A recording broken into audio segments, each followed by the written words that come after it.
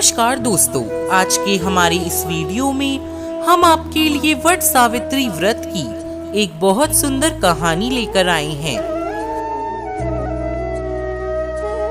एक समय की बात है, मद्र देश नामक नगर में अश्वपति नाम के एक राजा राज्य करते थे।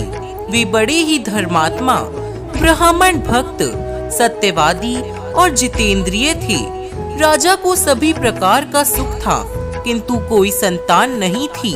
इसलिए उन्होंने संतान प्राप्ति की कामना से 18 वर्षों तक पत्नी सहित सावित्री देवी का विधि पूर्वक व्रत तथा कठोर तपस्या की। सर्वगुण देवी सावित्री ने प्रसन्न होकर पुत्री के रूप में अश्वपति के घर जन्म लेने का वरदान दिया। यथा समय राजा की बड़ी रानी के गर्भ से एक परम तेजस्विनी सुंदर कन्या ने जन्म लिया। राजा ने उस कन्या का नाम सावित्री रखा।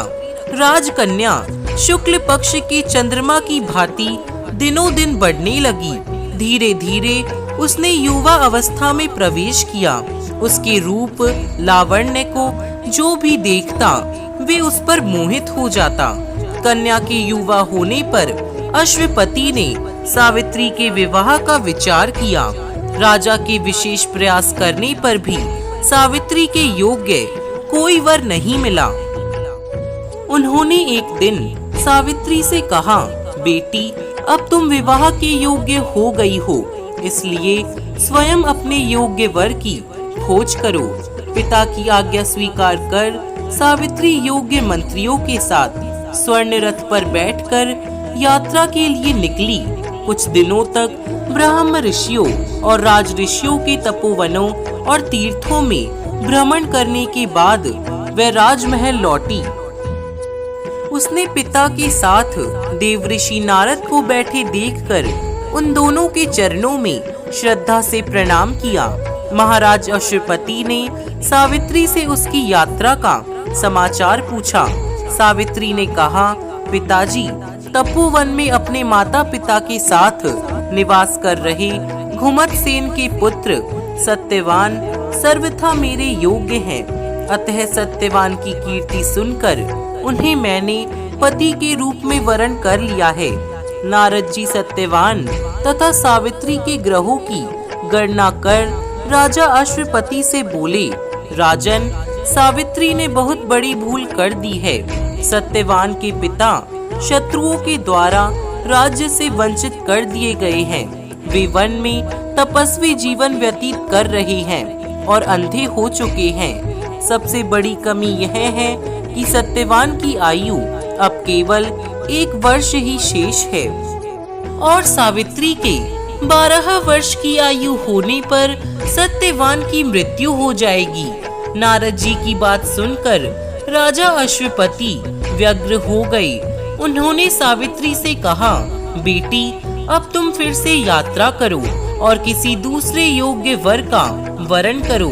सावित्री सती थी।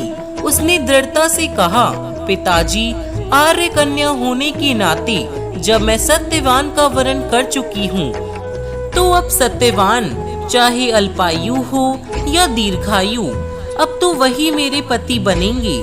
जब मैंने एक बार उन्हें अपना पति स्वीकार कर लिया, फिर मैं दूसरे पुरुष का वरण कैसे कर सकती हूँ। सावित्री का दृढ़ निश्चय जानकर महाराज अश्वपति ने उसका विवाह सत्यवान से कर दिया। सावित्री ने नारद जी से सत्यवान की मृत्यु का समय ज्ञात कर लिया तथा अपने ससुर परिवार के साथ जंगल में रहने लगी। धीरे धीरे वह समय भी आ पहुँचा जिसमें सत्यवान की मृत्यु निश्चित थी। सावित्री ने नारद जी द्वारा बताए हुए दिन से 3 दिन पूर्व से ही निराहार व्रत रखना शुरू कर दिया था। नारद द्वारा निश्चित तिथि को पति एवं सास ससुर की आज्ञा से सावित्री भी उस दिन पति के साथ जंगल में फल फूल और लकड़ियां लेने के लिए गई। सत्यवान वन में पहुंचकर लकड़ी काटने के लिए पेड़ पर चढ़ा। अचानक वृक्ष से लकड़ी काटते समय सत्यवान के सिर में भयंकर पीड़ा होने लगी। और वह पेड़ से नीचे उतरा। सावित्री ने उसे बड़ के पेड़ के नीचे लेटा दिया और उसका सिर अपनी गोद में रख लिया। कहीं कहीं ऐसा भी उल्लेख मिलता है कि वट वृक्ष के नीचे लेटे हुए सत्यवान को सर्प ने डस लिया था। उसी समय सावित्री को लाल वस्त्र पहने भयंकर आकृति वाला एक पुरुष दिखाई पड़ा। वे साक्षात यमराज थे।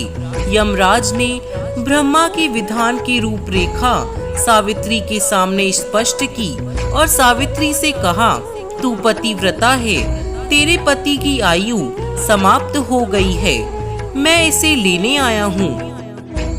इतना कहकर देखते ही देखते यमराज ने सत्यवान के शरीर से सूक्ष्म जीवन को निकाला और सत्यवान के प्राणों को लेकर वे दक्षिण दिशा की ओर चल दिए। सावित्री भी सत्यवान को वट वृक्ष के नीचे ही लेटाकर यमराज के पीछे पीछे चल दी। पीछे आती हुई सावित्री को यमराज ने उसे लौट जाने का आदेश दिया।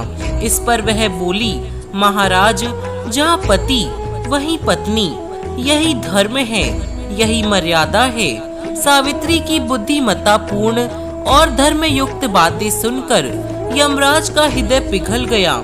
सावित्री के धर्म निष्ठा से प्रसन्न होकर यमराज बोले, पति के प्राणों से अतिरिक्त कुछ भी मांग लो। सावित्री ने यमराज से सास ससुर की आंखों की ज्योति और दीर्घायु मांगी। यमराज तथास्तु कहकर आगे बढ़ गई।